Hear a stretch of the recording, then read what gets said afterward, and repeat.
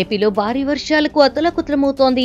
కొన్ని ప్రాంతాల్లో వరద ఏ వైపు నుంచి ముంచుకొస్తుందో తెలియక అక్కడ ప్రజలు భయం గుప్పెట్లో బ్రతుకుతున్నారు. ప్రస్తుతం ఇలాంటి పరిస్థితి డిప్యూటీ సీఎం పవన్ కళ్యాణ్ ఎమ్మెల్యేగా పోటీ చేసిన పిఠాపురంకి వచ్చింది. దీంతో పవన్ కళ్యాణ్ స్వయంగా రంగంలోకి దిగనున్నారు. రాష్ట్రంలో కురిసిన వర్షాలతో ఏలేరు రిజర్వాయర్ కు భారీగా నీరు వచ్చే అవకాశం ఉందని అధికారులు తెలిపారు.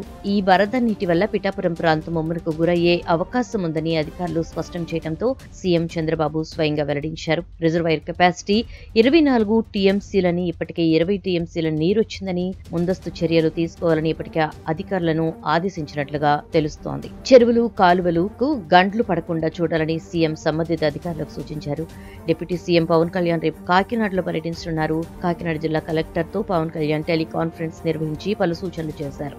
పిఠాపురం నియోజకవర్గంలో జగనన్న కాలనీ, సూరంపేట కాలనీ, కోలంక, మాదాపురం, నవకండ్రవాడ ప్రాంతాలపై వరద ముంపు ప్రభావం ఉండే అవకాశం ఉందని అక్కడి అధికారులను అప్రమత్తం చేస్తున్నామని వివరించారు. ఏలేరు వరద ముప్పు పొంచి ఉన్న క్రమంలో నియోజకవర్గంలో ఉండి పరిస్థితులను స్వయంగా ఆయన పరిశీలించనున్నారు.